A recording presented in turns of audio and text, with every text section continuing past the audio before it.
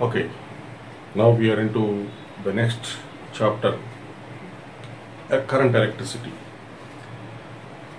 So earlier we talked about electrostatics. From there we understood that electrostatics, charges at rest, and current electricity, charges in flow. That's the difference here. So there, when you are in the electrostatics, we dealt about the charges at rest and the field due to the charges at rest, isn't it? We talked about the field, the charges at rest, and electric field also. Electric field. So field due to charges at rest and electric field. And here, suppose if a field is there, electric field in this direction, E, and if you just leave a positive charge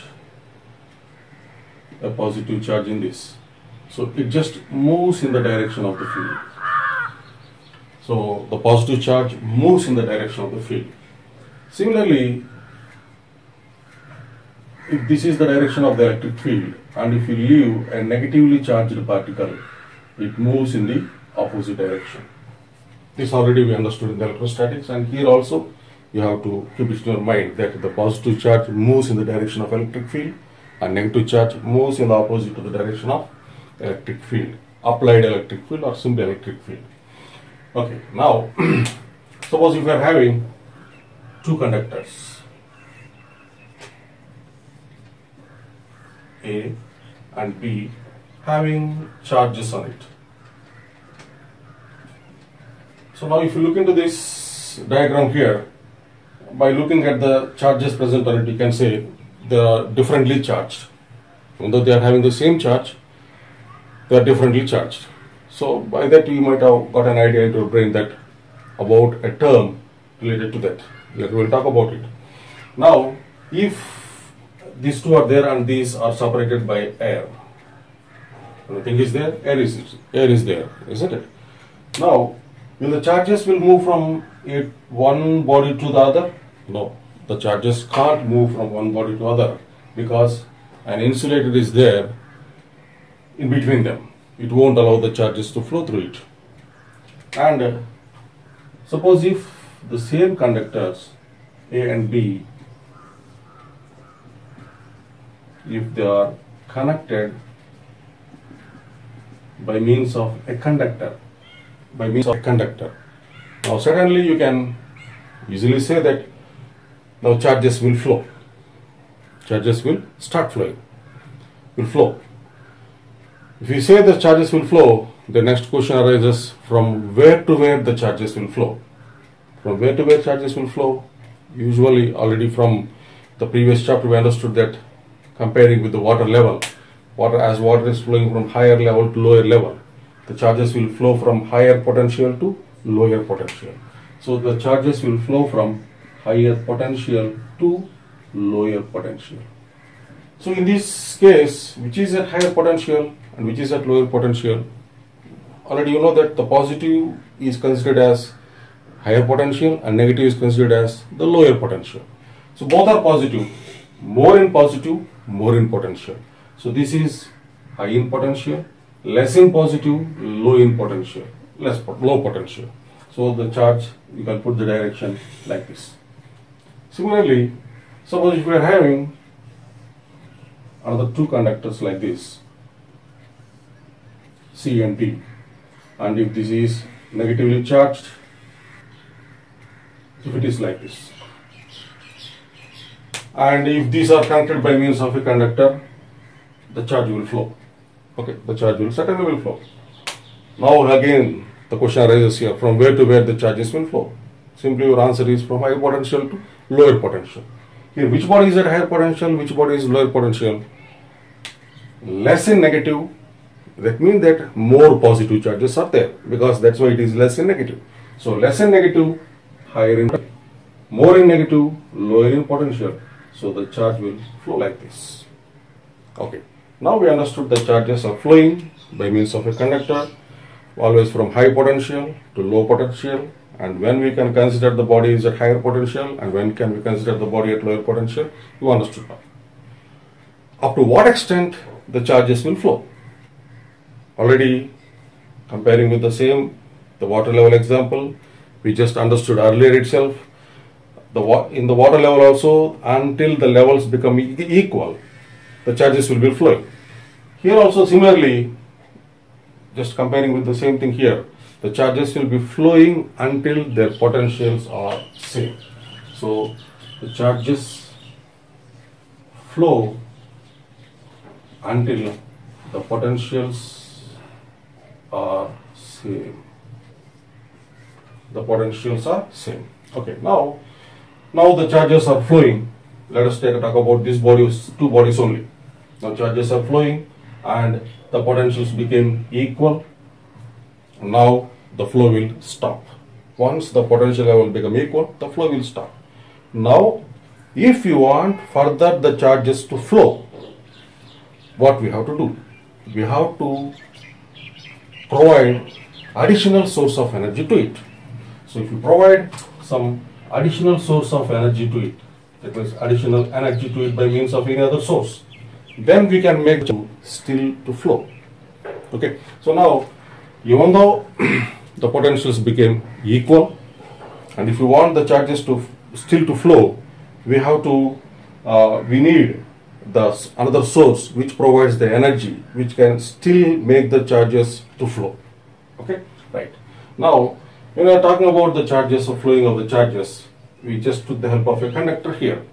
And if you take a conductor here, why the conductor is able to just this, let me take this is a conductor, maybe one end is here, other end is B. Why these conductors are able to conduct electricity means your answer will be, so I'll answer it, and your answer is due to availability of free electrons. Due to availability of free electrons, these free electrons will be moving at random. So just if you want to go for an understanding here, suppose if few electrons are moving in this direction in a conductor, and the same number of electrons will be moving in the opposite direction. Even though flow is there, the net flow became zero. That means the resultant of this is zero. Even though there are flow of electrons in a conductor, because of the availability, so the net flow became zero. So because of this net flow is zero, we are not able to yield anything from it. So to yield something from it, what we have to do here? So this is a conductor, and one end is A, other end is B, and now already I said you, if some electrons are in this direction, now some other electrons are in this direction. Now I want to make these electrons also to move in the same direction. Now here there is continuous flow of electrons in that particular direction, and this we will be calling as, if it happens, then we will be calling this as current electricity.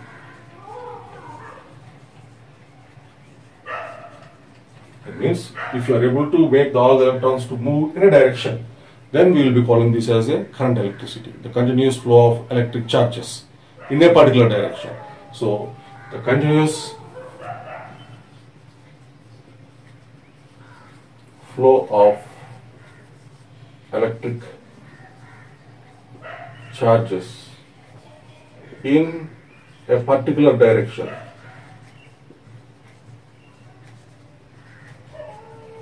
constitutes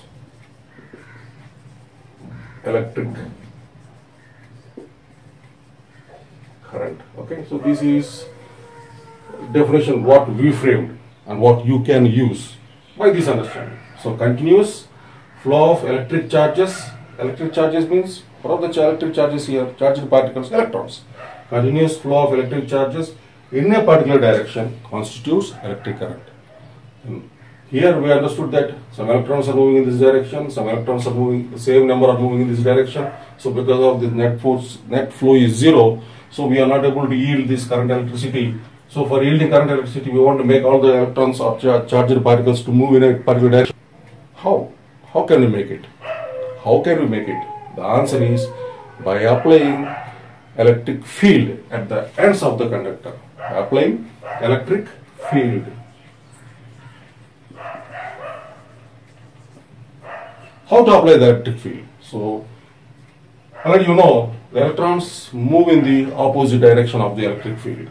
Earlier we took the example there. The electrons move in the opposite direction to the electric field. That means here this end is to be positive and this end is to be negative. I already told you, if you need a continuous flow of these charges, even though the potential levels are same, then we have to use a source. So with the help of a source, if you connect this to positive and if this connected negative, an electric field is applied, and this is the direction of the field. This is the direction of the field, and the electrons or the charged particles move in this direction. This constitutes electric current. So okay, now we understood that because of applying electric field, we are able to see this electric current. We are able to yield current electricity because of the applied electric field. We are able to make the charges to flow in a particular direction. Okay.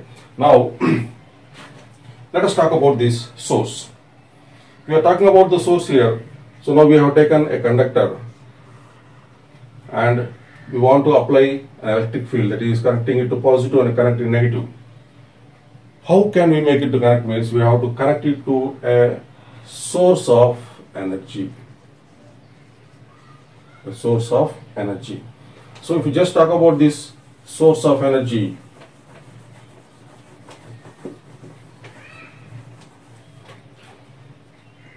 source of energy. The other name for the source of energy is seat of EMF. Source of energy or seat of EMF. What is this EMF? You heard this in your early class also, but you might have gotten an idea regarding it. Particularly, most of the children will be having a direction, an idea in the false direction. What means? This is an abbreviation, EMF. EMF means it is electromotive force. By looking at this word here, electromotive force, or name there, electromotive force, most of you will think that it is a force, but certainly it is not the force. For sure it is not the force. It is not the force. Then what it is? It is not the force, but it is work done per unit charge. Unit charge in moving around the circuit. That means if the charges are moving from one end to the other end in the circuit, the work is done. The work done per unit charge is called as electromotive force. To just look into the definition, work done per unit charge. It is nowhere related to the force. So don't come into an idea that electromotive force is something like a force. Somebody will just define it as simply as doing force like that. No, it's not that. Electromotive force not is the force, it is the work done per unit charge. Okay, now coming here. So now if you want to apply the electric field across this conductor, we need the source of energy and we will be calling it as the seat of EMF. The seat of EMF means, here the seat of EMF is, it is the cell or EMF device of the cell. So if you just want to make a field here across this, so connect it to the cell, negative terminal and positive terminal. Now we understood that cell is EMF. Okay, now take a screenshot and we'll continue the class. Okay, now we understood here. So to apply the electric field across this conductor and to make these electrons to move in this. That means to find this current electricity, we are applying electric field. So for applying electric field, the electrons to be moved to this side, so this end should be positive and this end should be negative, and this is connected to a source which we call it as the seat of EMF, and the seat of EMF is nothing but the cell. So negative side connected to the negative terminal and the positive side connected to the positive terminal, and we call it as the cell. Okay. So now we talked about seat of EMF, the cell. What is this seat of EMF? It's a cell. So this is a mechanism which drives the charges from one end to or one point to another. Okay, so this is a mechanism. What is that? Seat of EMF is a mechanism. That means the cell, what the cell is doing?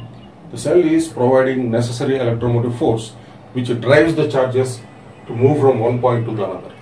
Isn't it? So cell or the battery or anything with source, it is nothing but it is providing the necessary EMF which drives the charges to move from one end to the other end.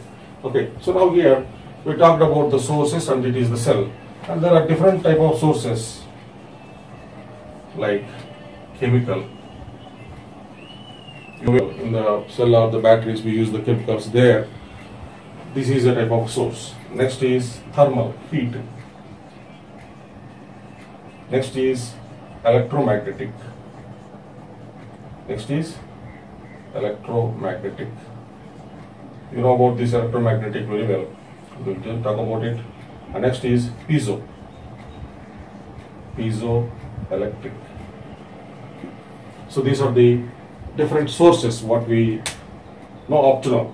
One is the chemical source, other one is thermal type, other one is electromagnetic induction, and this is piezoelectric. So these are the different sources from where we can mechanism which drives the charges from one point to the another. Okay. So from these sources we are having different sources, different types where which produces the necessary EMF. This already you know about this very well: primary cell, secondary cell, and standard cells. Primary cells are the cells which can be only used once. Secondary cells, storage cells, and you know about this generator. Electric generator works on the principle of electromagnetic induction. Electric generator. There, in this electric generator, works on the principle of electromagnetic induction, and there, due to change in the magnetic flux, electricity is induced. Okay, you know very well about it. This is electric generator, and next is thermoelectric generator. Thermoelectric generator is the electricity produced due to the heat. So here, the simple mechanism is, if you are having two metals, and with the two different metals, two junctions are formed.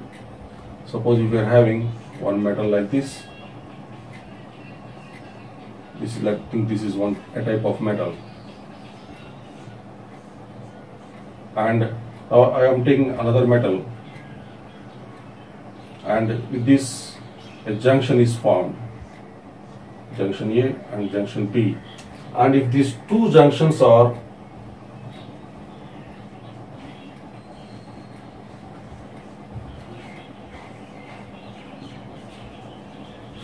okay, and if this one is maintained that this is dipped in the hot water, so this is hot junction, and this is dipped in cold water, it is the cold junction. Because of this reason, variation in these temperatures at different junctions, so there will be the electric current flow in these metals. This we will be calling as the Seebeck effect.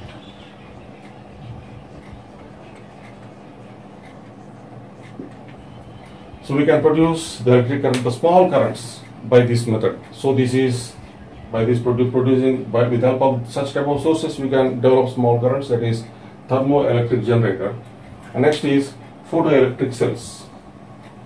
You know about this very well. The best example is solar cells. The principle there is when light falls on certain metals, electrons are produced.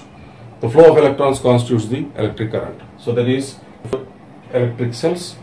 The principle there involved in the photoelectric cells is photoelectric effect.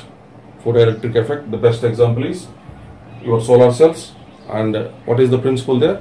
When light falls on certain metals, electrons are just produced from the metal. Next, electrostatic machines.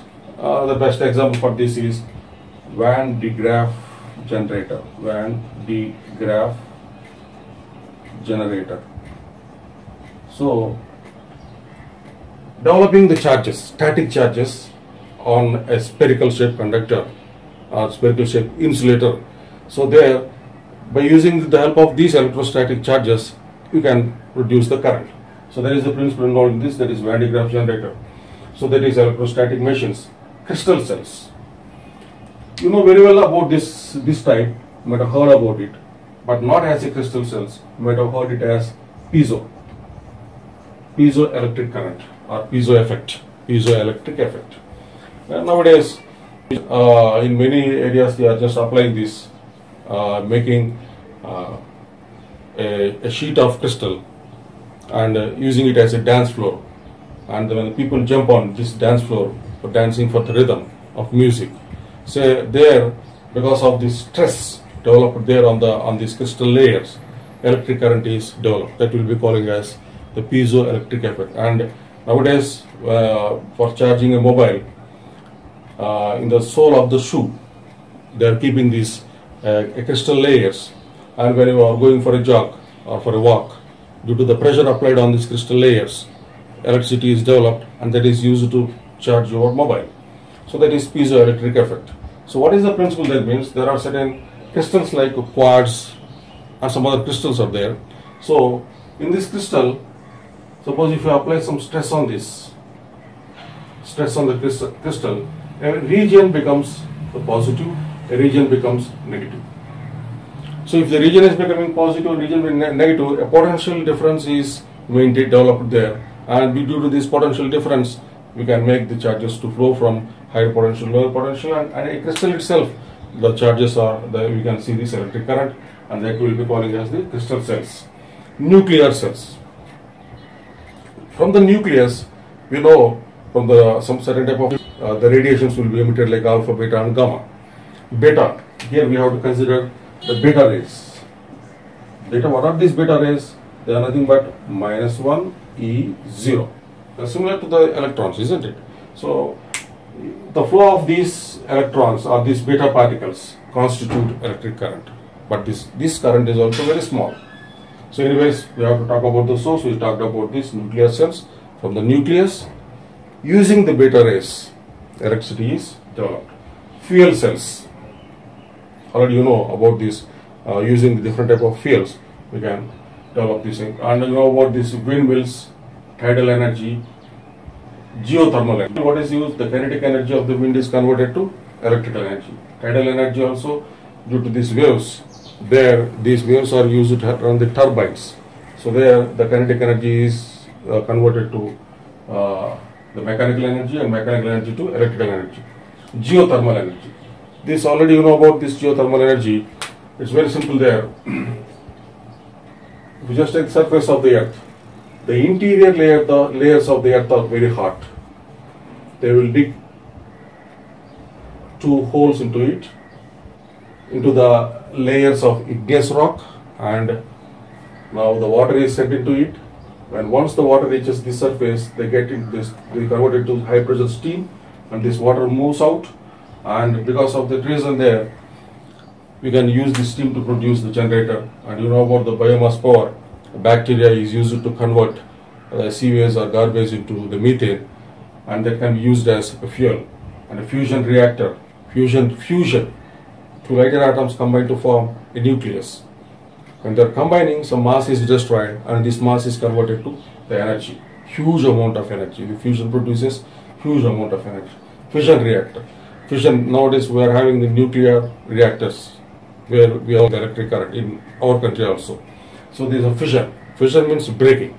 heavier nucleus, when it breaks, so there some mass gets destroyed and this mass is converted to energy.